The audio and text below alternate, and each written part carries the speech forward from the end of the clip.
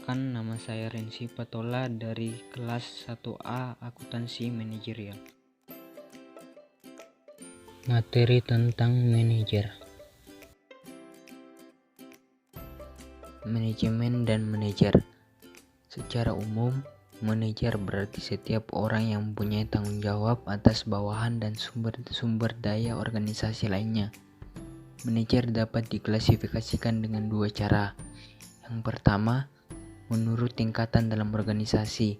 Yang kedua, kegiatan-kegiatan organisasi untuk bertanggung jawab secara umum dan fungsional. Tingkatan manajemen dalam organisasi membagi manajer menjadi 3 golongan. Yang pertama, manajer lini pertama, yaitu memimpin dan membawahi tenaga-tenaga operasional. Yang kedua, manajer menengah, yaitu membawahi dan mengarahkan kegiatan manajer lini pertama. Dan yang terakhir, manajer puncak, yaitu bertanggung jawab atas keseluruhan manajemen organisasi. Tingkatan manajemen dalam organisasi. Yang pertama, karyawan operasional atau non-manajerial. Yang kedua, manajemen pertama. Yang ketiga, manajemen menengah. Dan yang terakhir, manajemen puncak. Perbedaan tingkatan manajemen membedakan pula fungsi-fungsi manajemen yang dilaksanakan. Yang pertama, manajemen administratif, yaitu berurusan dengan penetapan tujuan, perencanaan, penyusunan, kepegawaian, dan pengawasan kegiatan-kegiatan yang terkoordinasi untuk mencapai tujuan. Manajemen operatif mencakup kegiatan memotivasi, supervisi, dan komunikasi dengan para karyawan untuk mengarahkan mereka mencapai hasil-hasil yang efektif.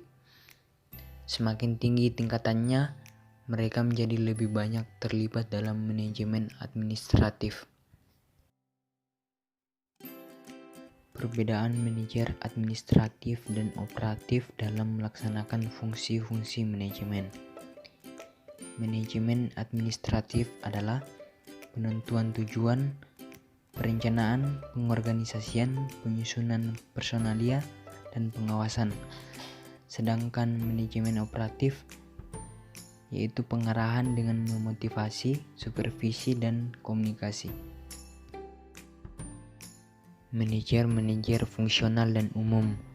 Atas dasar ruang lingkup kegiatan yang dikelola, manajer dapat diklasifikasikan sebagai: yang pertama, manajer fungsional, yaitu mempunyai tanggung jawab satu kegiatan organisasi. Yang kedua, manajer umum, yaitu mengatur, mengawasi, dan bertanggung jawab atas satuan kerja keseluruhan atau yang mencakup beberapa kegiatan fungsional satuan kerja. Kegiatan-kegiatan manajer. Pendekatan kegiatan. Dalam praktek, sering dijumpai para manajer mengalami kesulitan untuk memahami hubungan antara fungsi-fungsi manajerial dengan kenyataan yang dikerjakan. Manajer sering menyatakan bahwa mereka sebagian besar waktunya untuk menghadiri rapat, bicara lewat telepon, menulis memo, menerima tamu. Apa yang dilakukan manajer? Manajer adalah perencanaan, pengorganisasian, pemimpin atau pengarah, dan pengawas. Kenyataannya, setiap manajer mengambil peranan yang lebih luas untuk menggerakkan organisasi menuju sasaran yang telah ditetapkan. Tugas-tugas penting yang dilaksanakan manajer. Yang pertama, manajer bekerja dengan dan melalui orang lain. Istilah orang mencakup tidak hanya bawahan atau atasan, tetapi juga manajer lainnya dalam organisasi. Tugas kedua manajer. Manajer memadukan dan menyeimbangkan tujuan-tujuan yang saling bertentangan dan menetapkan prioritas-prioritas. Tugas yang ketiga, Manajer bertanggung jawab dan mempertanggungjawabkan. Manajer ditugaskan untuk mengelola pekerjaan-pekerjaan tertentu dengan sukses. Tugas keempat manajer.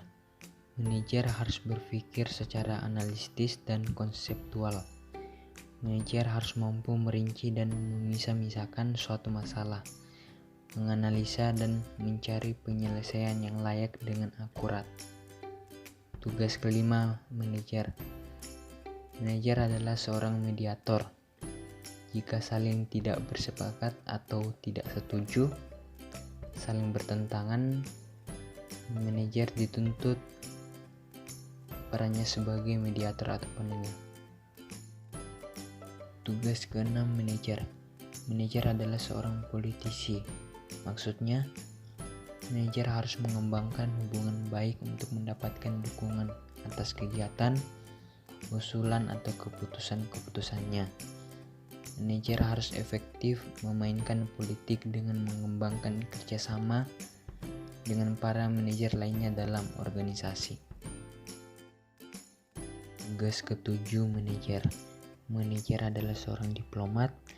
Manajer mungkin harus berperan sebagai wakil resmi organisasi kerjanya pada pertemuan-pertemuan organisasi. Manajer mungkin juga mewakili organisasi dalam urusan dengan pelanggan, pejabat pemerintah atau organisasi lain. Keterampilan-keterampilan manajerial. Pada umumnya untuk menjadi manajer yang efektif dibutuhkan keterampilan-keterampilan. Yang pertama, keterampilan konseptual atau conceptual skill adalah kemampuan mental untuk mengkoordinasikan dan mengintegrasikan seluruh kepentingan dan kegiatan organisasi. Keterampilan yang kedua, yaitu keterampilan kemanusiaan atau human skill, adalah kemampuan untuk bekerja sama, memahami, dan memotivasi orang lain baik sebagai individu ataupun kelompok. Yang ketiga, keterampilan administratif atau administrative skill adalah seluruh keterampilan yang berkaitan dengan perencanaan, pengorganisasian, dan pengawasan. Keterampilan yang keempat yaitu keterampilan teknik. Technical skill adalah kemampuan untuk menggunakan peralatan, prosedur, atau teknik dari suatu bidang tertentu. Yang kelima, keahlian dalam mengelola waktu. Keahlian dalam memanfaatkan waktu secara efektif dan efisien. Setiap keterampilan harus dimiliki oleh setiap manajer. Hanya untuk tingkatan manajemen yang berbeda akan berbeda proporsi masing-masing kebutuhan. Refleksi. Waktu Anda adalah peluang Anda. Waktu Anda adalah kehidupan Anda. Gunakan waktu Anda sebaik-baiknya untuk hal-hal yang bermanfaat.